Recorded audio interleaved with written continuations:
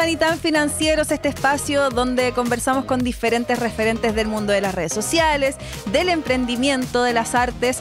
Hoy muy bien acompañada, Santiago Alamán, abogado, emprendedor y docente. ¿Cómo estás, Santiago? Muy bien, muchas gracias por haberme invitado el día de hoy. Gracias a ti por estar acá y quiero primero comenzar con tu historia, conociéndote un poco, porque lo decía al inicio, eres abogado, eres emprendedor, eres docente, pero hay una parte de tu vida que tiene que ver con las redes sociales. ¿Cómo llegaste al mundo de las redes sociales? Para mí las redes sociales tienen una historia muy particular. Yo siempre he estado interesado en lo que es acción social en general.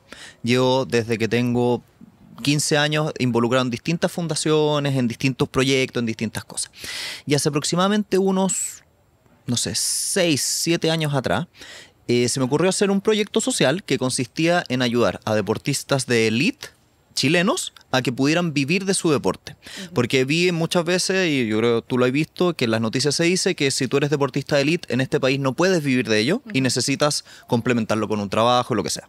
Entonces dije, ya, ¿cómo podemos armar un proyecto para esto? Y armamos una plataforma de hacer crowdfunding para apoyar deportistas de élite y de hecho, efectivamente, financiamos un par de campañas a distintos como lugares de Latinoamérica para los Panamericanos y cosas por el estilo que después permitían a esos atletas ir a competir por Chile en las Olimpiadas.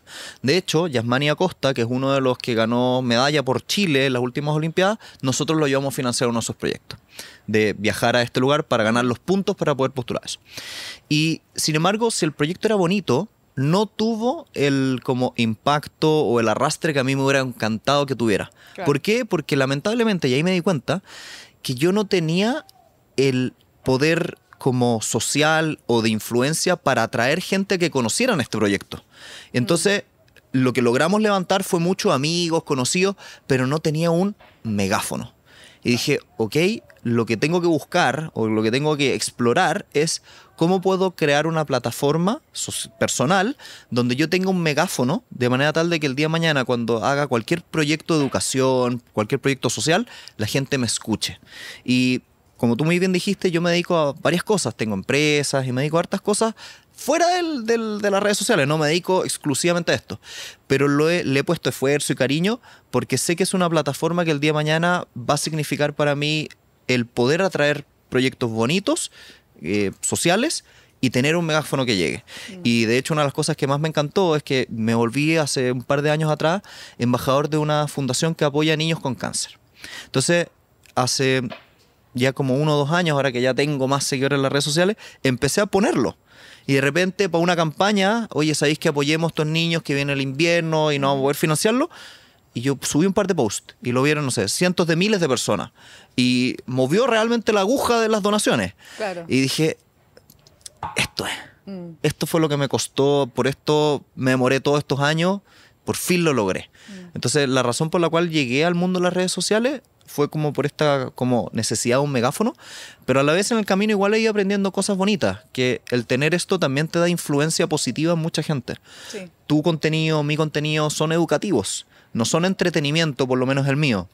Lamentablemente no me vas a ver bailando en TikTok, pero me vas a escuchar hablando de finanzas personales, productividad, estilo de vida en general, que son cosas que yo creo que pueden aportarle a la gente. Sí. Y en el camino me he ido topando que muchas veces se me acerca gente y me dice, te sigo en las redes sociales, me encanta lo que estás haciendo, y generáis una conexión, generáis una amistad, generáis una relación con alguien. Entonces, si bien partió como por una necesidad, hoy en día también tiene una cosa bonita que me ayuda a crear redes, crear proyectos, se me acercan oportunidades. Claro. Sí, de todas maneras. ¿Y ahí cómo vas construyendo también el contenido? Porque tú eres abogado, también has estado en el mundo de los negocios. Podría cualquier persona haberte dicho, ¿por qué no te metiste en la creación de contenido de leyes, qué sé yo? Pero te fuiste por otro lado, por la productividad, hábitos, finanzas personales. ¿Por qué escogiste ese camino? Porque refleja un poco mi historia de vida. Yeah. Si bien yo partí siendo abogado y cuando egresé a la universidad tuve la oportunidad de trabajar en los estudios de abogados más top de Chile y tuve la oportunidad de ver de muy cerca las grandes fortunas de este país y ser abogado de personas muy famosas, cuando tuve toda esa oportunidad me empecé a dar cuenta, oye, ¿sabéis qué? Parece que a mí me encantan los negocios. Parece que a mí me gusta estar haciendo proyectos, haciendo cosas. Y dije, ya, ok, voy a partir haciendo mis proyectos en paralelo con hacer de abogado común y corriente en un estudio jurídico. Y eventualmente esas cosas le empezaron a ir bien. Y eventualmente tomé la decisión de independizarme. Y cuando ya me independicé, ya me pasó que, si bien tenía un área más legal, también tenía un área muy fuerte en el emprendimiento y en distintos negocios.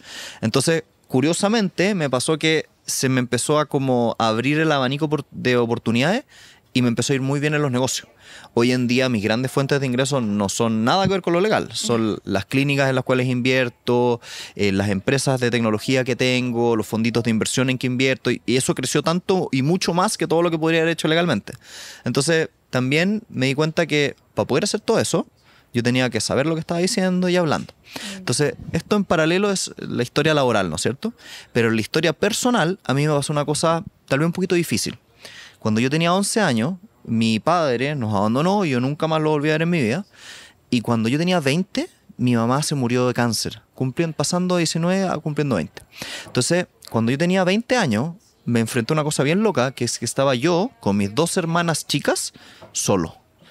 Y ahí me di cuenta que nadie nunca jamás me había explicado cómo pagar una cuenta, cómo ahorrar, si tenía que tener una cuenta corriente o una cuenta vista o lo que sea. No tenía nada de eso disponible. Entonces dije, tengo 2 opciones. O me caigo al hoyo y no tengo nada que hacer. O, opción 2, salgo a buscar esta información en algún lado. Y afortunadamente en Chile, en esa época, 15 años atrás más, no había esta información. No existía. Nadie estaba hablando de esto. Pero afortunadamente tengo un buen inglés y dije, los gringos sí tienen esto. Entonces me fui a leer esta cuestión, investigué, aprendí mucho. Entonces, si te fijas, me pasaron 2 cosas como paralelas. Si bien estaba estudiando leyes, yo en paralelo iba aprendiendo finanzas, negocios. Y cuando salí y entré al mundo laboral propiamente tal y me expuse a lo mejor de Chile, en el área que estaba yo, que era fusiones y adquisiciones, éramos el mejor estudio de todo Chile. No había nadie mejor que eso. Estando ahí en la cúspide del derecho, me di cuenta, oye, parece que me llama más la atención lo otro que iba aprendiendo en camino. Entonces, confluyeron ambas un poquitito más adelante en la historia cuando empecé a hacer negocio y emprendimiento y cuestiones. Entonces, claro, eso me lleva un poco a decirte, hoy tú ves mi biblioteca y vas a encontrar fácil 500 libros de finanzas. Entonces, y cuando digo 500 son 500, yo tengo una biblioteca 360 con todas las murallas llenas. Entonces, leo mucho, soy un nerd total. Pero en ese contexto, por eso terminé hablando de finanzas personales y no de derecho. Que por cierto igual lo manejo. Sí, hago clases en la universidad de eso, pero te apasionaba más este otro carril en el fondo. Y el impacto social. El impacto social de enseñarle a alguien, darle los sistemas, las herramientas para que salga de un problema, es maravilloso. Lo que tú estás haciendo con tu libro. O sea, tu libro ese que está ahí puede cambiarle la vida a alguien. Sí. No sé si puedo lograr tanto o lo mismo enseñándole derecho a alguien. Se puede, pero es más marginal. Sí. ¿Se entiende? Sí, se entiende perfecto. Oye, contaste un hecho que yo no conocía, que es que falleció tu mamá cuando tenías 20 años, súper chico, y eras tú y tus 2 hermanas más chicas. ¿Cómo fue ese camino de convertirte en adulto en un momento de los 20 años donde la mayoría de los jóvenes de esa edad son jóvenes, o sea, siguen siendo jóvenes? ¿Cómo fue esa etapa de tu vida? No, y es como raro, porque si tú lo pensáis, por cosas extrañas de la vida me quedé solo con mis hermanas. No es como que nos hubiera adoptado un tío, que me fui a vivir donde una... No, nada, nos quedamos los 3 solos en una casa. Y me pasaron cosas que son extrañas para esa edad. ¿Qué edad tenían tus hermanas? Tienen 3 y 6 años menos que yo. Es decir, una tenía como 17, 18 y la otra tenía como 14, 15. Bueno, los 3 chicos. Éramos chicos. Súper chicos. Entonces me pasó una cuestión muy rara, que de repente yo figuraba en la reunión de apoderados con puras señoras de 50 y me miraban así como, ¿qué hace este niño aquí? ¿Cachai? Pero lamentablemente el único que podía ir a eso era yo. Y tenía que tomar esas decisiones. Entonces, es raro, pero cuando la vida te enfrenta a desafíos, tenés que crecer acelerado nomás. Igual no era algo que para mí fuera como tan inesperado, porque a mi mamá le habían pillado el cáncer un par de años antes. Y ahí había ido decayendo lentamente. Entonces, a medida que eso iba ocurriendo, yo iba preparándome, aprendiendo cuestiones y sabiendo que esto iba a ocurrir. Pero cuando llega el momento de que efectivamente ya se murió, chuta, ese primer mes es como, ¿y ahora qué hago? Tengo que ir a la universidad, tengo que trabajar al mismo tiempo para poder financiar las cuestiones y tengo que sacar adelante la casa. y lamentablemente había que salir adelante nomás, si no había otra. Claro. Entonces esa fue la historia. Sí, lo encuentro súper heavy. De repente hay situaciones en la vida en la que uno, como tú bien dices, tiene que crecer acelerado. Bueno, yo fui mamá también súper chica, a los 21 años, entonces también entiendo un poco eso, como convertirse en adulto de pronto. Y a los 25 fue tu primera experiencia como docente. A los 25 años tengo entendido, ¿no? Sí, yo tenía 24, yo te diría, 24 pasando a 25. Era Ya, muy perfecto. chico. De hecho, fui el profesor más joven de la universidad en la historia en ese momento. Ah, buenísimo. Era un niño. ¿Y qué ha significado para ti la docencia todos estos años? Porque ya van más, casi 10 años. Este es el 8º año llevo haciendo Ya. clase. Para mí ha sido una cosa bien bonita porque me he dado cuenta que es una pasión. El otro día estaba haciendo una reflexión, iba en el auto a hacer la primera clase del año. Para los que nos están escuchando en el futuro, estamos a mediados de marzo, llevamos 2 semanas de marzo. Y iba camino a la universidad a hacer la primera clase y me di cuenta de una cosa bien loca. Dije, este es un espacio donde yo tengo que apagar el teléfono porque no puedo estar en una sala frente a 60, 70 personas hablando y contestando el teléfono, donde tengo que apagar el computador y tengo que dedicarle la única y exclusiva atención a enseñarle a la gente que está al frente. Y tú podrías decir, oh, qué desgastador, o qué difícil, pero para mí es energizante.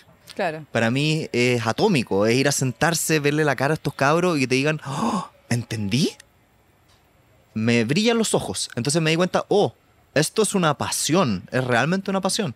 Y yo llevo haciendo cosas educativas desde el primer año de universidad. Yo entré a la universidad, me metí obviamente a un proyecto social y estábamos en un preuniversitario que se enfocaba en niños de escasos recursos del centro de Santiago de Chile. Entonces, particularmente tenía martes y jueves, yo hacía clases de álgebra, sí, soy abogado, pero hacía clases de álgebra, cosas que pasan. Tenía 100 cabros en una sala gigante en la casa central de la Católica. Yo estudiaba en la Católica, entonces nos prestaban una sala grande y teníamos todo eso. Y yo lo vengo haciendo desde esa época, o sea, me encantaba. Se murió mi mamá, yo seguí. Y después hice 7, 8 ayudantías. Después apenas pude entrar a hacer clase en la universidad.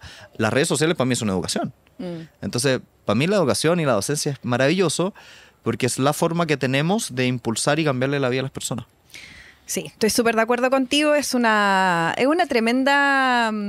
Es un tremendo megáfono, como tú bien decías también, para poder impactar la vida de otras personas y por qué no mejorarlas.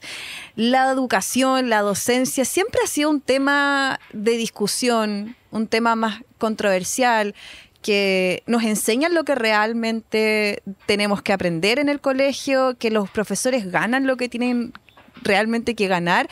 ¿Tú crees que Chile es un país ingrato con los profesores? Mira, yo creo que hay 2 partes de lo que acabáis de comentar que son interesantes. Primero, ¿qué está mal en este sistema? Que si nos están enseñando lo que nos tienen que enseñar. Y lo segundo, ¿qué hacemos con los profes?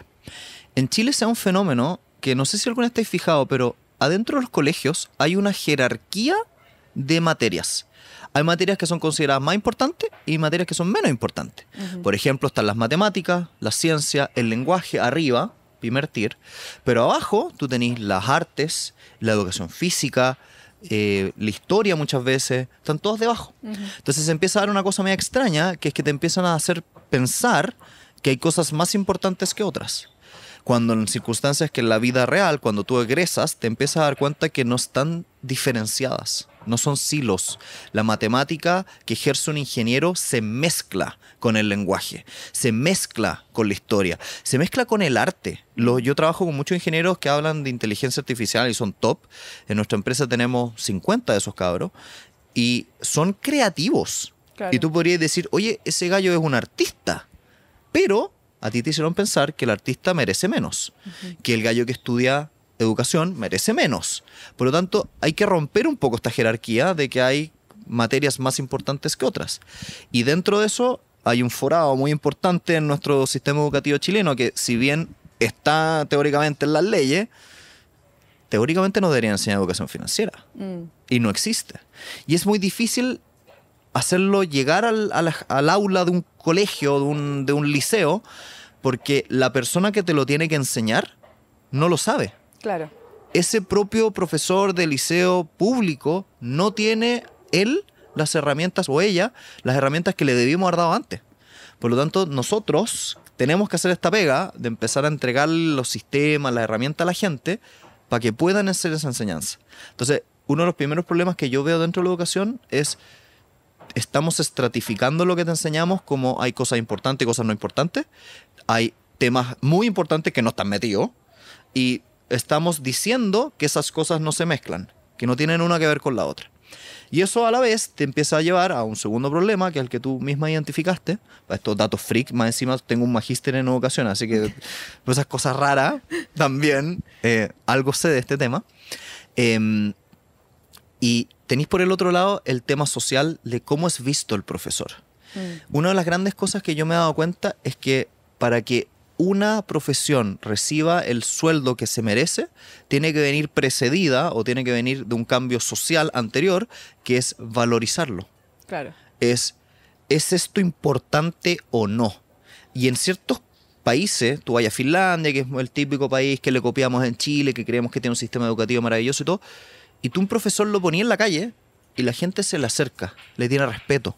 Hace un mes atrás, un poquito más de un mes atrás, tuve la oportunidad de viajar a India y habían profesores y la gente hacía un gesto muy curioso, se acercaba y le tocaba los pies en forma como de respeto. Esta persona es importante. Entonces, en Chile, lamentablemente, no tenemos la creencia de que el profesor es importante. Como no es importante, no es valioso. Y como no es valioso, los mejores no entran a eso. Entonces, lo estamos siempre pensando al revés. Estamos pensando, tenemos que subirle el sueldo para que sea valioso. Es al revés. Tenemos que creer que es valioso y la gente le va a pagar más. El dinero siempre sigue el valor. Si yo te entrego algo que tú consideras que es muy valioso, me vaya a pagar más. Entonces, el problema está en que no hemos hecho el esfuerzo social de empezar a decir, los profes son importantes. Pongámoslo en puestos de poder, pongámoslo en lugares sociales, pongámoslo... démosles instancias donde ellos se muestren a la comunidad fuera del colegio, que participen en las comunidades, participen en las municipalidades, hagamos algo así. Y como conversamos antes de que partiéramos grabando, esto no se demora 5 años. Claro. No es un gobierno, son 10 gobiernos. Tenemos que empezar a hacer un cambio muy lento, muy importante, porque al final del día, si lo miráis ya como a nivel país, te empezáis a dar cuenta que la forma que empujamos al país en crecimiento es que las bases suban. Hay estudios bien interesantes que se hacen la siguiente pregunta. Si tú tuvieras 100 millones de dólares como un país, ¿dónde te conviene invertirlo? ¿Te conviene invertirlo en el jardín, en el prekinder, en la escuela básica o en la universidad? Y mucha gente tiende a pensar y decir, lo que tenemos que hacer para mejorar la educación en Chile es ponerle dinero a las universidades. Tenemos que sacar muchas becas para estudiantes, porque el cálculo político es que ellos votan. Por lo tanto, hay que darles plata. Pero el impacto que tiene esos mismos 100 millones de dólares puesto a nivel muy chico, jardín, se ha demostrado en distintos como estudios que tiene un impacto en logros de aprendizaje mucho más importante que en la universidad. Total, claro. Entonces, es raro, pero yo te digo, oye, invirtamos en salas cunas, invirtamos jardines, subámosle el nivel, que estos cabros estén ultra estimulados cuando sean chiquititos. Si lográis eso, empezáis a mover todo. Claro, que tenéis que esperar 20 años para ver los frutos, no, ya 15 años para ver los frutos de esa inversión, y eso es lo que a veces el lado político no quiere. Nadie quiere esperar 15 años. Claro. Oye, tocaste varios temas, lo encuentro demasiado interesante y te encuentro mucha razón con darle el valor que merecen a los profesores, primero como sociedad, para que después el aumento de sueldo sea un obvio que sí, ¿cachai? Hace poco salió una encuesta que se le hizo a los colegios de profesores y a los apoderados de colegios subvencionados sobre incorporar educación financiera y no era actuación, pero era como artes escénicas, algo así, en los colegios. Y se opusieron porque no querían cargar más el currículum de los estudiantes. Pero... en mi opinión, y aquí opinión súper personal, creo que son dos temáticas súper importantes. Por un lado, la educación financiera, que es cómo manejas después tu vida desde que sales a trabajar hasta que te jubilas. Y por otro lado, las artes escénicas, que no tiene que ver con vas a ser actor o actriz, sino que simplemente manejo de emociones, comunicación, etcétera. ¿Qué opinas tú de eso? Yo creo que en el primero es ridículo que estemos evitando meter educación financiera en los colegios, porque... tú tienes un discurso social instalado de que Chile, o Latinoamérica, no ni siquiera lo hagamos como Chile, como los latinos tenemos países pobres. Tenemos países que no crecen. Tenemos países que siempre estamos mirando al norte a ver qué hace Trump y para seguirlo. Es ridículo que digamos eso y al mismo tiempo digamos no, es que no le tenemos que dar las herramientas a las personas para que no sean pobres. Es una contradicción demasiado importante en los términos, porque nuevamente volvemos a la jerarquía de las cosas. Es que saber ciencias duras es más importante que una ciencia blanda, porque al final del día la educación financiera no es matemáticas, es una mezcla entre sociología, psicología y matemática, una mezcla media extraña. Es más importante que tú sepas ciencia a que tú sepas, por ejemplo, cómo ahorrar, cómo vivir no endeudado, cómo no reventar la tarjeta de crédito, etcétera, etcétera. Entonces yo creo que tenemos una contradicción súper ridícula de que queremos una cosa pero no hacemos nada al respecto. Y por el otro lado, la segunda parte con las artes escénicas, y como yo te decía, yo creo que no hay áreas del conocimiento que sean superiores a otras. Y no hay que... El modelo educativo moderno es hijo de la industrialización. Antes de la revolución industrial, tú tenías ahí los colegios, entre comillas, que eran tutores privados, normalmente esa es la parte más alta de la sociedad, o dentro de una comunidad local tenía ahí al carnicero que le enseñaba al hijo a ser carnicero y al nieto y así, o no sé, lo que fuera, el zapatero, y todo. Habían gremios. Y la forma de educación que se estandariza con la llegada de la revolución industrial, donde tenemos, por ejemplo, el nacimiento del reloj para medir entrada y salida de las cosas. La campanita que te suena en el colegio para marcar recreo, eso es una herencia derecha de una fábrica. Entonces, hace sentido estandarizar. Hay unos pensadores bien interesantes, Taylor y otros, que estandarizan las cosas. ¿Por qué? Porque es la forma más habitual de medir. Es muy visual, muy visible saber si están siendo o no productivos los compadres, si llegan a la hora que suena la campana y se van a la hora que suena la campana. Pero si tú lo trasladas a la educación, te empieza a pasar que empiezas a estandarizar y meter todo en cuadraditos. El problema es que la mente humana no son cuadraditos. Claro. La mente humana es mezclado. Entonces esto también, por ejemplo, te lleva a temas de productividad. Hoy en día, el otro día estaba hablando con hartas personas, con un gerente de la TAM, y una de las discusiones que surgió era ¿cómo medimos si nuestro equipo es productivo? Y hoy en día tenemos una especie como de fetiche con la productividad visible. ¿Qué quiero decirte con eso? Si yo te veo a ti sentada en la reunión, si veo que mandaste un mail, mandaste un Slack, mandaste un WhatsApp, veo tu movimiento, te veo haciendo cosas y por ende deduzco que eres productivo. Claro. Sin embargo, pregunta para ti, una persona que pasa todo el día en reuniones y no se dedica ni un solo minuto a escribir, pensar o lo que sea, ¿es productiva? No. No necesariamente. Claro. Entonces, tenemos esta idea nuevamente que viene de lo industrial, porque en lo industrial el gallo que martilla y te pone y te hace el pedazo de la máquina con el martillazo, tú lo puedes medir visualmente. La cantidad de martillazos que tiene, le pagáis, este es más productivo porque martilló más veces. Pero con la llegada de la tecnología, con la llegada de como la información moderna, los trabajos hoy en día ya no son martillar. Muchas veces son pensar, son idear, son crear cosas. Tú, por ejemplo... Tú podrías estar metida y decir, me pasé toda la mañana pensando en estrategias para que este podcast se viralice. ¿Y en qué consistió esa pega? No, bueno, estuve viendo referentes internacionales, vi lo que hacen TikTok, los que son los reels más virales. Tú no miráis desde afuera y yo te veo a ti sentada frente a una pantalla viendo TikTok. Y digo, ella no es productiva. Mírala, obvio que no es productiva, se está viendo TikTok todo el día. Pero si tú te das cuenta, esa persona puede haber sido mucho más productiva que un gallo que pasó toda la mañana metido en reuniones con gente. Claro, y que finalmente no concretó nada o no hizo nada productivo. Te metiste en un tema que también es parte de tu expertise, que tiene que ver con la productividad. Y ahí te quería preguntar, ¿cómo se puede ser más productivo? ¿Cuál es la receta para dejar de procrastinar? Las redes sociales ayudan un montón también para eso. ¿Cómo se puede ser más productivo? Mira, es una pregunta muy amplia porque es como que me digáis cómo puede ser rico. Hay muchos caminos, obvio. Pero sí te podría decir que hay que partir por sistemas y hábitos. Y cuando yo digo sistemas y hábitos, es que tú tengas cosas que te sean fáciles de hacer, que te sean repetitivas, que te sean intuitivas y que te hagan más productivo. Por ejemplo, es muy habitual que la gente parte la mañana tomando sus cafecitos en la oficina y de repente dice, no sé qué toca hacer hoy día. Y ahí recién va a mirar la agenda, ¿no es cierto? Ah, ya, creo que tengo estas cosas, no sé qué. Pero en ese camino o en esa conversación, nunca te hiciste la siguiente pregunta. ¿Cuáles son cosas que son importantes, pero no urgentes? ¿Y cuáles son cosas que son urgentes, pero no importantes? Que suena súper obvio, súper idiota, pero la gente no lo hace. Entonces, ¿qué es lo que te pasa? Que como estás reactivo, todo el día estás haciendo las urgencias, incendio tras incendio tras incendio. Y pasan semanas enteras en que no haces nada importante. Entonces yo, por ejemplo, un hábito que he adquirido todos los años, que ustedes lo pueden hacer, es que todas las mañanas yo me paro antes de partir haciendo cualquier cosa y me pregunto, ¿cuáles son las 2 cosas urgentes y la cosa importante, no urgente, que debería sacar hoy? Y si logro sacar esas 3 cosas, todo el resto, buenísimo. Saqué más tareas, hice más cosas. Pero si yo saqué esas 3 cosas, avancé en lo importante. Y ese ejercicio, tú lo hacías a nivel diario. Pero también lo voy a hacer a nivel semanal o a nivel mensual. Muchas veces, por ejemplo, nosotros que estamos en el mundo de los podcasts, oye, ¿sabéis que una cosa importante, más no urgente, es pensar cómo va a evolucionar este podcast con los años?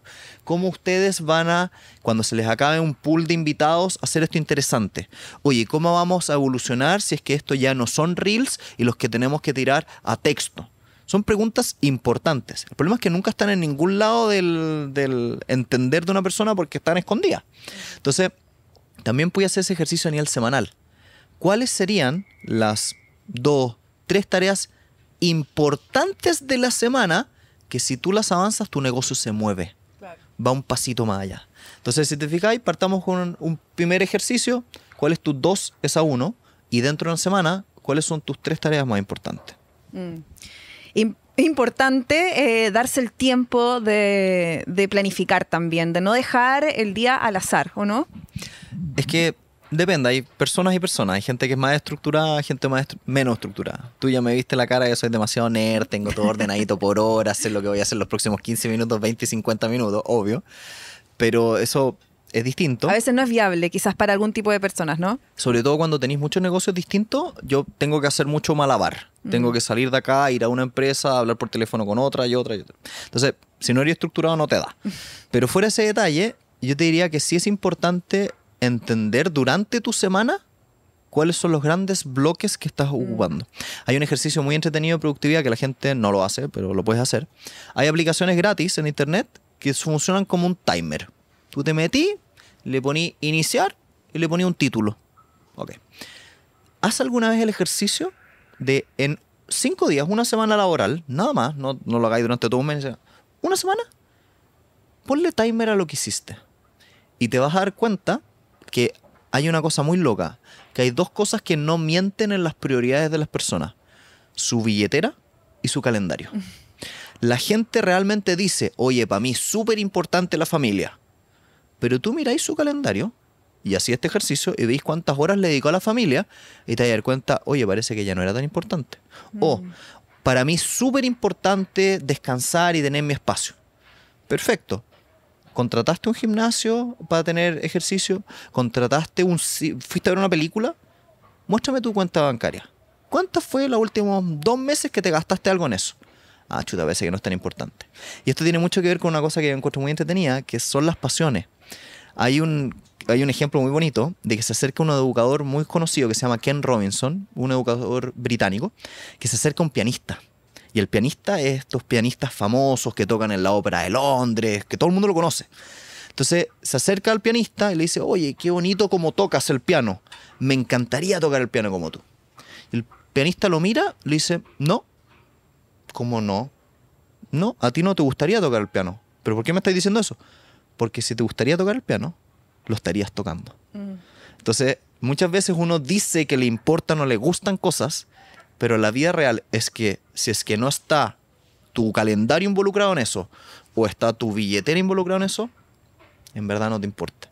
Y a la vez esto es un ejercicio muy precioso, porque hay veces que genuinamente te gusta algo y quieres hacerlo, pero como no está en tu calendario, no está en tu billetera, no lo estás haciendo. ¿Y cuántas personas conocís tú que han dicho toda la vida, es que me encantaría hacer esto, que me encantaría llegar a hacer esto otro, que me gustaría partir este proyecto, y no lo hacen? ¿Por qué? Porque nunca han hecho este bonito ejercicio de introspección de mirarse una semana y decir, ¿estoy haciendo eso que me apasiona? Claro. ¿Estoy haciendo eso que me gusta? ¿Cuánta gente cumple 18 años, 23 años, sale del colegio, de la universidad y dice que tiene un montón de sueños, pero no cumple ni uno? Y comete lo que llama una especie como de suicidio espiritual. ¿Por qué? Porque pasas 20 años, 30 años, 40 años de tu vida esperando el momento de hacer lo que siempre quisiste y nunca lo metiste en tu calendario. Entonces yo, por ejemplo, yo miro mi calendario y le meto horas intencionalmente todos los días a cosas que me apasionan y que no me generan plata. Redes sociales, por ejemplo. Claro. Podría ser mucho más rico si le dedicara más tiempo todavía a las empresas, a las cosas en que invierto, pero le dedico tiempo a esto porque para mí es importante. Claro. Pero es importante solamente en la medida que está en mi calendario. Si no está en mi calendario, no existe. Entonces, la pregunta para todos los chiquillos que nos miran, ¿está en tu calendario? ¿Estáis gastando en eso? ¿Dónde están realmente tus prioridades? Y no requiere un ejercicio como, tengo que esperar muchos años para cambiar la vida. Hay momentos que cambian todo. Hay momentos que se llaman como momentos epigonales o momentos cúspides. ¿Alguna vez he escuchado a una persona que va al doctor? Le dicen, oye, ¿sabéis qué? Lo lamento, pero tienes cáncer. No puedes seguir fumando. Y esa persona sale del doctor y no tocó nunca más un cigarro. Sí. ¿Eso qué quiere decir? Que una cosa tan difícil como dejar de fumar, que uno pensaría que es una cosa que es un proceso largo y no sé qué, sí puede cambiar en un día, en un momento, en un instante. Entonces, ojalá que si alguien que nos está escuchando hoy día le hace sentido esto, no tiene que esperar 6 meses a cumplir sus sueños. Lo único que tiene que hacer es ponerle stop a bueno, escúchenlo hasta el final, pero pónganle stop a este podcast, hagan el ejercicio, miren, por último, si no lo quieren mirar para adelante, miren la semana anterior y cuenten dónde están sus sueños y hagan un cambio. El día de hoy día o mañana pongan un bloque en su calendario que diga mi sueño y parten. Con eso basta. ¿Sabes qué? Creo que eso tiene mucho que ver con justamente también la estructura de la educación y cómo nos educan para entrar en este sistema y dejar que los sueños son para los niños nomás, y tú como adulto tienes que trabajar y preocuparte de construir y de avanzar en tu carrera y que la jubilación, etcétera. Vamos a entrar en lo que tiene que ver con dinero, vamos a seguir hablando de la educación, pero antes quiero pasar, a la siguiente sección. Les tengo un buenísimo dato para todos los que estamos cerrando marzo. Nuestro bolsillo ya está pidiendo un respiro, claramente. Marzo es un mes difícil, es un mes de mucho más gasto, pero Banco Internacional viene con un crédito perfecto para salvar el mes. Este es 100% online, sin papeleos. Si no eres cliente, no te preocupes porque ellos te depositan en la cuenta que tú prefieras. Así de fácil, puedes alivianar tu marzo. No esperes más y simula tu crédito hoy en internacional.cl. Pasando al segundo bloque, marzo, tú no tienes hijos, ¿cierto? No. No, entonces no sufres tanto con marzo. No, pero marzo igual es duro en general. Pero, sí, en general. Como que parte de nuevo, como que el año no parte en enero, como que parte real en marzo. Pasando ya al segundo bloque que tiene que ver más con el dinero, con la relación que tienes con el dinero. A mí me gusta mucho hacerle esta pregunta a alguno de mis invitados que tiene que ver sobre el concepto del dinero cuando eras niño. ¿Cómo era tu situación con el dinero cuando eras niño? ¿Qué escuchabas sobre el dinero cuando eras pequeño? Yo creo que pasa una cosa que a mucha gente le debe pasar, que es que en mi casa no se hablaba de dinero. No era un tema. ¿Cuántas veces han hablado ustedes con sus hijos de los créditos que tienen? ¿Cuánta deuda tienen? ¿Cómo se paga una cuenta? Nuevamente, yo no tenía idea cómo pagar la cuenta de la luz cuando llegó ese fin de mes. Ok, entonces, primer problema, no se hablaba mucho de dinero. Y segundo, yo tuve una pésima educación financiera. Mi mamá era una persona maravillosa, un ser así que tú lo mirabas y decías, la gente brillaba alrededor. Era esa gente que, por ejemplo, cuando estaba en la clínica, entraba a la clínica y se sabía el nombre del guardia. Y le preguntaba por los nombres, se sabía los nombres de su hijo y le preguntaba por sus hijos por nombre. Una cuestión así como esa gente que brilla y que la gente que es magnética, increíble. Pero en lo que era financiero, era un desastre. Era un desastre. Llegaba a su sueldito fin de mes porque era también emprendedora y se derrochaba al tiro, se perdía. No había ahorro, no había inversión. Nunca jamás le escuché hablar de que tuviera algún tipo de inversión. Y yo cuando, se murió y vi las herencias, me di cuenta que no había nada. Entonces, como no había nada, eso significó que tuve que salir a aprenderlo por mí mismo y el resto de la historia ya te la conté. Claro. De que lamentablemente por lo menos para mí, la educación financiera fue nefasta. Para mí era llegar a la casa, te llegaba el sueldo y ojalá gastármelo la primera semana. Afortunadamente no se endeudaba, pero estábamos muy en el límite. Pero ¿y eso, ponte tú, te trajo consecuencias cuando ya te tuviste que hacer cargo o lograste salir rápidamente de ese no aprendizaje que tuviste en casa en el fondo? Fue por etapa. En lo básico, entiéndase, no endeudarse, no gastar más de lo que uno tiene. Ahí sí, eso lo adquirí rápido. No fue nunca tuve que endeudarme por necesidad, por una mala gestión. Pero lo que no sabía y que me demoré mucho en aprender por mí mismo, que ya llevan muchos años haciéndolo, es invertir. Que ese fue el segundo paso. Y ahí cuando empecé a darme cuenta de que invertir era realmente lo que te lleva a la libertad financiera, y hoy en día puedo decir que por fin le achunté, digamos, nadie me lo enseñó. Y me tuve que caer 100 millones de veces y cometer 100 millones de errores y hacer inversiones pésimas para efectivamente llegar al punto donde ya las cuestiones funcionaban. Entonces, en mi casa, educación nefasta. Bueno, pero qué bueno que lo aprendiste bien con el tiempo. Quizás podría haber sido en menos tiempo, pero al final nunca es tarde, lo importante es comenzar. También tienes negocios, eres emprendedor y hoy día es como... Me da la sensación de que cada vez, bueno, no me da la sensación, es un hecho, cada vez el ecosistema está creciendo. Antes ni siquiera se usaba la palabra emprendedor, o eras comerciante o eras dueño de una empresa, ¿verdad?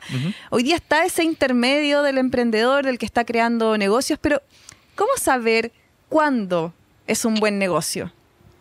¿Cuándo es un buen negocio? Yo te diría que por lo menos cuando yo invierto en empresas o cuando yo mismo quiero partir algo, yo siempre he dicho que tú tienes que hacer un análisis de dos patitas.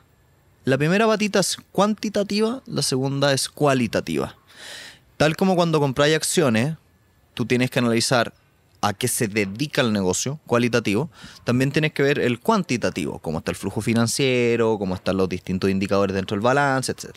Entonces, para alguien que está partiendo, yo diría que esas dos patitas tienen que ver con, al momento de emprender, tienen que ver con dos cosas.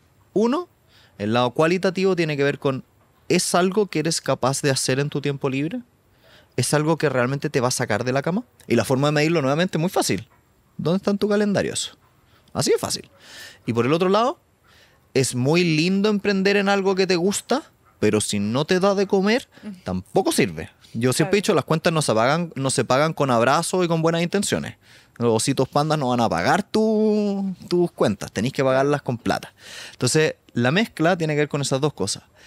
No vas a aguantar un emprendimiento que te vaya a demorar 5 años a lo menos en levantar si no te gusta. Y no vas a aguantar un emprendimiento en los 5 años que te vaya a demorar en levantarlo si no da plata. Entonces tienes que buscar el balance entre las dos cosas. Y ahí, bueno, el mercado es infinito. Depende de lo que estés hablando. Depende de eso. Sí, bueno, también pasa mucho que los emprendedores comienzan un negocio, les empieza a ir bien, más o menos, qué sé yo, en el camino se empiezan a endeudar, se desordenan. ¿Cuál sería esa recomendación para los emprendedores específicamente en lo que respecta a orden financiero? Ahí yo creo que el gran error que veo siempre es que mezcla la cuenta de la casa con la cuenta de la empresa.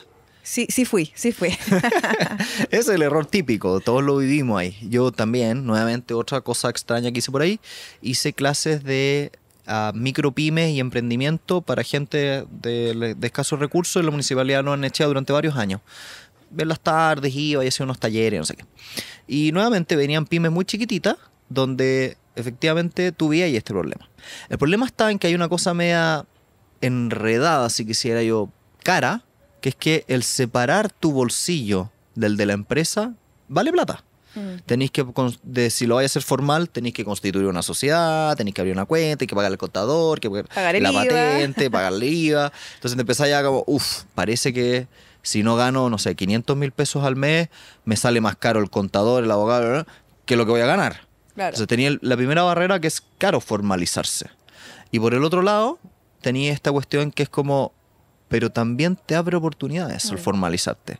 Cosas tan básicas como, si no estás formalizado, no vaya a poder acceder a un Corfo y no vaya a poder vender en Falabella, porque te van a pedir factura y boleta y no vaya a tener RUT. No vaya a poder hacerlo. Entonces, ¿querés crecer? Tenés que formalizarte, pero a la vez eres tan chico que no lo quieres hacer. Entonces, el punto intermedio o el punto más básico, si se quisiera, para partir es muy fácil. Abre una cuenta en otro banco que no sea el tuyo, y ojalá que tenga mantención cero. Puede ser un neobanco, los neobancos hoy en día te cobran cero, y mete toda la platita en ese otro lugar. Y en tu cuenta personal no mezcláis las platas. Y empezáis a esperar a llegar al punto donde te puedes dar el salto. Claro. Entonces, Sí, pero es clave separar las finanzas del negocio con tus finanzas personales, porque si no hay muchas limitantes, no vas a tener claridad de cuánto crecer ni tú como persona, ni el negocio, cuáles son las posibilidades, y aparte estás mucho más expuesto a endeudarte, caer en malos hábitos financieros al final. hay una cosa que la gente no sabe, pero muchas veces estoy escuchando, oye, pero los ricos no quiebran, qué raro. Todos los emprendimientos quebramos, porque ojo, el 80-90% de la gente quiebra alguna vez en la vida, en emprendimiento digo, o falla, no necesariamente quiebra, pero falla su emprendimiento, y pareciera ser que estos super empresarios no fallan. ¿Cómo lo hacen?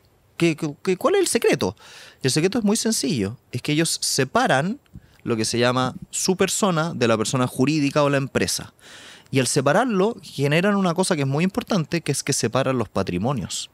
Entonces, si tú endeudas a la empresa, el patrimonio de la empresa no es el mismo que el de la Romy como persona. Por lo tanto, si yo te tengo que salir a rematar algo, remato los bienes de la empresa y no de la Romy. Entonces, esa división es súper importante, porque cuando ya empezás a crecer un poquito más y efectivamente o te apalancás o algo, lo que sea, lo que te protege es que estáis formalizados. Claro. Es que tenéis una persona jurídica. Y eso nadie te lo explica. Pero cuando tú haces una empresa y le ponís su root por separado, dejas de ser tú. Es tu hijo, entre comillas. Eres otro individuo. A los ojos de los abogados como nosotros, no eres la misma persona. Entonces no te puedo ir a cobrar a ti lo que me debe tu empresa. Entonces ahí tenéis nuevamente un secreto, una barrera, que es que la ley está diseñada para protegerte. Nació, literal, la ley de sociedad responsabilidad limitada a principios del siglo pasado, nació para limitar tu responsabilidad. Si la empresa se muere, no es tu responsabilidad. Claro. Tú solamente estás obligado a la platita inicial que aportaste, nada más. Oye, Santiago, y también otra de tus áreas, como abogado, emprendedor, también eres inversionista. Y te voy a hacer la pregunta que me imagino te hacen todo el tiempo. ¿Por qué invertir y dónde invertir? Es que ahí, bueno, hay la distinción o en qué invertir es una palabra muy grande, pero yo siempre digo que tú tienes que tener sistemas. Tú tienes que tener una fórmula o un ritmo o una forma de pensar que te permita tomar decisiones de inversión. Entonces, las inversiones, como tú muy bien sabes, son múltiples. Puedes invertir desde un inmueble, una acción, un ETF, un fondo mutuo, un startup, etc. Hay como un abanico gigante de cosas que puedes invertir. Entonces, ¿en qué invertir? Primero va a depender de ti como individuo. Entonces, si por ejemplo, me atacó un bicho. Si por ejemplo, tú eres una persona que no tiene tiempo para andar analizando estados financieros, para meterse en una startup, para andar buscando lugares para invertir en un inmueble. O no te interesa también. O no te interesa, no tienes las ganas de hacer eso, tienes que optar por cosas que a ese tipo de personalidad le funcionen. Por ejemplo, inversiones más pasivas, fondos indexados, cosas de esa especie. Por el otro lado, eres una persona busquilla, oye, ¿sabéis que yo quiero salir a emprender o me gustaría buscar propiedades buenas, etcétera? Puede que te funcione lo otro. Entonces, ¿en qué invierto? En primer lugar, parte por preguntarte a ti mismo, ¿cuánto tiempo estás dispuesto a darle a esto? Segundo, una vez que tienes esa respuesta, ¿en qué de todo el abanico, cuáles me hacen sentido a mí? Y en tercer lugar, ya hay a qué estoy dispuesto a arriesgar o cuánto estoy dispuesto a arriesgar. Y una cosa bonita es que la gente cuando recién está partiendo, no importa tanto cuánto invierte. Y esto es raro, porque tú le decís, oye, pero tú me habláis todo el rato de invertir, qué importante invertir. Yo te digo, no, es irrelevante que invertís. Pero ¿por qué me estáis diciendo, que debería educador financiero, que no invierta? No, si te estoy diciendo que inviertes, pero no me importa cuánto inviertas, porque lo que importa es un paso previo. Es que ahorres para luego invertir. Porque una cosa matemáticamente bien obvia es que si tú no tienes nada que invertir, la rentabilidad de un 10% sobre 0 es 0. Si tienes 100 pesos, la rentabilidad de 10% sobre 100 son 10 pesos. Entonces, nuevamente, ¿cuánto te demoras en ganar 10 pesos adicionales en tu trabajo? Prácticamente nada. Entonces, ¿qué pasa? Que las personas pasan dos etapas. una etapa de acumulación de riqueza y una etapa de usar esa riqueza. Y en la etapa de acumulación de riqueza, es decir, toda la gente que está partiendo, toda esa gente se tiene que enfocar, antes que invertir, se tiene que enfocar en ganar plata, gastar menos de lo que gana y ahorrar la diferencia. Y en el camino, ir probando todas las inversiones que quieran para aprender. Porque si te equivocas con tus primeros 100.000 pesos, no es tan grave como si te equivocas con tus primeros 100 millones o tus primeros 1.000 millones. Claro. Entonces, es loco, pero te diría como, sí, qué bonito dónde invertir, pero muchas veces la pregunta previa es, ¿estás ahorrando? Y si estás ahorrando, ok, ¿estás aprendiendo a invertir? Porque a todos nos pasó. Al principio, lo que yo podía ahorrar era mucho más potente en un año de lo que ganaba por inversiones. Por ejemplo, si yo ahorraba 100.000 pesos al mes y los juntaba durante un año, tenía 1.200.000. Pero si yo tenía 200.000 pesos y los quería invertir, aunque tuviera una rentabilidad brutal de un 50%, 100.000 pesos, me iba a demorar años en juntar 1.200.000. Claro. Por lo tanto, era mucho más rápido que yo me enfocara en ahorrar. Pero después con los años, cuando ya tú tenés más plata, la inversión da mucho más de lo que tú puedes ahorrar. Sí, claro. Y ahí se da vuelta para el otro lado de la torta. Claro, y un ahorro e inversión que hacemos todos los chilenos tiene que ver con la jubilación. Tema controversial también, tema de discusión. Cada gobierno que llega a la moneda es gobierno que dice yo voy a ver cómo solucionar este tema. Pero desde tu perspectiva, desde tu conocimiento, ¿cómo se pueden mejorar las pensiones que hoy día, en promedio, para los hombres están en los 430.000 pesos y para las mujeres 300 y tantos mil pesos? Personas que han cotizado durante 30 años. Entonces, ¿cómo se mejoran las pensiones? Mira, yo el primer comentario que te haría es que no dejes tu jubilación en manos de un político. Puede ser que sean muy buenos o puede que sean muy malos. Puede que el sistema que crean sea muy bueno o puede que sea muy malo. Pero no dependas de nadie más. Tienes que tener tu ahorro y tu inversión complementarios a tu jubilación. Tenlo por ti mismo. Eso es lo primero. Porque de lo contrario, nuevamente, dependemos de algo que no está dentro de tu control. Y no quieres que una cosa tan importante como los últimos 20 años de tu vida dependan de otro. Depende de ti mismo. Entonces, lo primero sería eso. Lo segundo, ahí me gustaría hacer un comentario bien interesante, que es que conceptualmente, a nivel teórico, lo que es la jubilación y las formas de pensiones en el mundo están diseñadas de una forma bien obvia. Tú le sacas plata todos los meses a una persona de su salario, o ahora lo están haciendo con las boletas, de su boleta, lo inviertes durante muchos años y al final lo permites sacar, ¿no es cierto? El problema es que matemáticamente hablando, si yo te saco de hecho, ¿alguna vez te he preguntado por qué es un 10%? No. El 10% viene de un estudio, unos estudios que les recomiendo revisar, que se llama el Trinity Study, o el estudio de la Universidad de Trinity, donde en los fondos de pensiones norteamericanos hicieron varias simulaciones con distintos tipos de portafolios cargados a bonos, portafolios cargados a acciones, y se preguntaron, ¿cuánto puedo retirar mes a mes? Ahí me salió bien. ¿Cuánto puedo retirar mes a mes sin que el capital, es decir, lo que tú pusiste al principio, se agote? En otras palabras, ¿cuánto puedes retirar como pensión sin perder el capital inicial? Y el cálculo que hicieron, que es interesante, es que hay un número, que es el 4%, y ahí viene una famosa regla de las finanzas personales del retiro por el 4%. Dice, oye, si tú retiras un 4% para abajo, debiese más o menos mantenerse permanente la plata que ahorraste. Pero para eso, para llegar a ese monto, tú deberías ahorrar, y ahí viene el número, más o menos un 10%. ¿Por qué por un 10%? Porque más o menos ahorrando un 10% por un periodo largo de más o menos 40 años, deberías alcanzar a juntar la misma plata que gastabas mes a mes durante tu vida. Yeah. Entonces, este 10%, matemáticamente hablando, con estudios, da, y deberías poder tener una jubilación por el mismo equivalente a tu ingreso mensual en un sueldo. Matemáticamente da. El problema está en que hay un forado en ese sistema. ¿Y cuál es el forado de ese sistema? Que ese 10% no se ahorra por las personas todos los años. No se ahorra todos los meses. Porque obvia dos grandes cosas de la vida. La primera es que a ti te hacen creer cuando saliste del colegio o la universidad de que tú vas a ir ganando más plata. Y cuando pasen 2 años vas a ganar más. Y cuando pasen 2 años te van a ascender y ganar más, y más, y más, y más, y más, y más, ¿no es cierto? Entonces, teóricamente, en tu cabeza, tú saliste de la U y dijiste, ahora soy un ingeniero, voy a ganar 1 millón. Y en 5 años más voy a ganar 2 millones, y 3 millones, y 4 millones. Pero la vida real te muestra que las personas no suben así. La gente sube, baja, pierde la pega, sube de nuevo, baja, al medio. Y normalmente funcionan como una pirámide, donde la gente sube hasta los 50 más o menos, y después baja. Entonces, si tú lo pensáis, ese 10% estable, nunca es estable.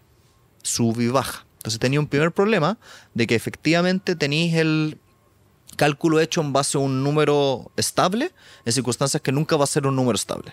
Y el segundo problema es que la gente, dentro de ese subir y bajar, tiene pedazos bien grandes donde no cotiza, donde no pone plata. Entonces, ¿qué el segundo problema te genera? Que sí, la matemática funcionaba si ahorrabas 40 años, claro, pero si lo hiciste 25 o 15, no da. Entonces, ¿cómo podemos solucionar esto? Nuevamente volvamos al primer consejo. No lo dejes en manos de las AFP o el fondo de pensiones estatal que inventen. Déjalo en manos tuyas. Porque si tú te fijas, lo que te estoy diciendo es muy potente. Si tú todos los meses, de aquí a que seas viejito, te sacáis un 10% antes de gastártelo en la cuenta, tú eres capaz de llegar a una pensión digna. Que más encima, si tenéis la estatal o la jubilación obligatoria por el Estado, va a ser el doble. Claro. Entonces tú me decís, oye, pero ¿necesito mucha plata? No, te estoy hablando de un ahorro de 100.000 pesos al mes. Con 100.000 pesos al mes puedes hacer unos ahorros brutales, relativamente bien invertidos en un fondo indexado, claro, seguro, a 40 años. Y lo voy a acelerar. Hay un proyecto de ley a todo esto, no recuerdo de qué partido, que proponen poner 2 millones de pesos cuando la persona nace, solo 2 millones, no seguir aportándole nada más mensual para que a sus 60, 65 años cuando se jubile, ya tenga un acumulado solo con el interés compuesto de 160 millones de pesos. Está bueno. Hay que ver en el fondo finalmente cómo se ajusta, pero estoy súper de acuerdo que no hay que dejarlo en manos de los políticos, sino que uno también puede hacer cosas. Oye, Santiago, pasamos ya a las preguntas rápidas. Ha estado demasiado interesante la conversación. Son preguntas cortitas para que las vayamos respondiendo. Primero, el mejor consejo que te han dado. Eso es demasiado grande. Pero así, acotado. Si lo tuviera que achicar a distintas cosas, a ver, por ejemplo, en el mundo de las finanzas, uno de los mejores consejos, y que fue producto de que me caí heavy y cometí uno de mis grandes errores financieros, es que no hagas una inversión en algo que no entiendes. Muy importante. Y me caí heavy con eso al principio y perdí mucha plata, y ahora que ya aprendí esa lección, no me caigo con eso. No inviertan en algo que no entienden. Si pudieras protagonizar alguna película que ya existe, ¿cuál sería? ¿Una película? Chupa, ya parece que no me estudié estas preguntas. Chuta, ¿sabéis que soy relativamente malo para las películas en general? Me gustan, las veo, sí, pero no tengo una película favorita, no tengo una serie favorita. De un superhéroe o de lo que sea. Si dijera, yo quisiera ser Spider-Man. A mí, por ejemplo, me gustaría ser la protagonista de Titanic. ¿De Titanic? Sí. ¿Y te gustaría morir en el hielo? O sea, actuarla, no morir de verdad. No, ¿sabéis qué? A ver, si tuviera que elegir una película relativamente moderna, un personaje que es entretenido, un Bruce Wayne, sí. Un Batman. Ya. Buenísimo. Obvio que tenía que ser millonario y huérfano, ¿viste? Claro. Coincide. ¿Comida favorita? Soy poco gourmet en términos de que me gusta salir a comer, pero soy tan fome. Todos los días de la noche como exactamente la misma ensalada, lo más fome de la tierra. Y en ese contexto soy de gustos sencillos. Me gusta un sushi sencillo, algo así. De vez en cuando voy a algún restaurante premium, pero soy malito. Buenísimo. ¿Viajarías al pasado o al futuro? Al futuro. ¿Futuro? Por lejos. Sí, pues. Sí, es que ya al pasado, ¿qué podemos...? Bueno... Es que la gente dice como, todo tiempo pasado era mejor, cuando nuestros papás vivían era mucho mejor. ¿Alguna vez te has preguntado cómo sería tu vida sin alcantarillado público? No, me muero. ¿Cómo sería sin internet? ¿El otro día que se cortó la luz? No, heavy. Sí. ¿Qué te da más miedo? ¿Aliens o fantasmas? Supongo que aliens, porque no creo que fantasmas realmente existan, pero lo único peligroso de los aliens es que lleguen a la Tierra y sean más inteligentes que nosotros y nosotros pasemos a ser el segundo eslabón en la cadena alimenticia. Y tu peor error financiero. Mira, en términos monetarios no he cometido un error que me haya dejado muy gravemente afectado, pero sí cometí muchos. Por ejemplo, del cual saqué esa enseñanza que te conté. Yo cuando estaba recién partiendo, me hablaron de invertir en oro. ¿Ya? Me dijeron, oye, invertir en oro es buenísimo. Y me lo dijo una persona en la cual yo confiaba mucho. Entonces, la miré y dije, oro, obvio que sí, invirtamos en oro. Invertí en oro. Pasó el tiempo, empecé a perder plata. Terminé consolidando la pérdida, vendiendo todo y sacando. Y ahí me di cuenta que lo que yo había hecho era confiar en una persona porque me lo dijo. No porque yo lo entendía ni sabía los fundamentales de lo que estaba haciendo. Entonces, como no tenía idea de lo que estaba haciendo, yo simplemente confié, terminé perdiendo mucha plata. Entonces, alrededor de la gente hay mucho consejo financiero. Invierte acá, invierte allá, invierte acá. Y muchas veces ese consejo no es genuino, porque hay una comisión detrás. Claro. Hay mucha persona que te ofrece una inversión, pero en verdad es porque gana un corretaje. Porque en verdad, porque gana, le pagan por aquí por derivaciones, le pagan por acá por derivaciones. Entonces yo siempre me pregunto, la persona que me está dando este consejo, ¿qué gana? ¿Qué es lo que no estoy viendo? Ok, si gana, por ejemplo, tú le pagaste por enseñarte, perfecto, eso es lo que gana. Pero si no le estás pagando nada de manera directa, pregúntate, ¿dónde está la comisión? ¿Dónde está la comisión oculta? Yo lamentablemente he visto en Chile que en los últimos años han habido muchos asesores financieros de tipo inmobiliario que andan vendiendo proyectos por todos lados. Y tú los miráis y decís, pero dame los fundamentales de por qué esto es un buen negocio. A ver, muéstrame los números. Y empecé a mirarlo y te empecé a dar cuenta que no da. Y que lamentablemente a esa persona que le están vendiendo el sueño de la inversión inmobiliaria, que es muy bonito sueño, no le dijeron que esa en particular no es una buena inversión inmobiliaria para esa persona. Entonces se genera una cuestión súper peligrosa, que es que estáis jugando con los sueños y el patrimonio de una persona, sus ahorros, por una comisión. Y no le dan el peso a lo que están haciendo, porque lo que ellos ganan es por venta. Yo vendo nomás, no me importa a quién se lo vendo o cómo se lo vendo. El problema está que te empiezan a mezclar y te empiezan a decir, no, es que yo no soy corredor, yo soy educador financiero. Y están ocultando el corretaje con educación financiera.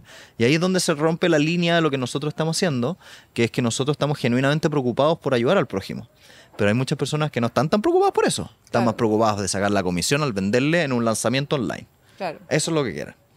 Sí, por eso es importantísimo, y lo volvemos a repetir, entender lo que uno está haciendo con su dinero, porque es tu dinero, es tu responsabilidad y no podemos dejárselo en manos de un tercero, como a ti también te pasó.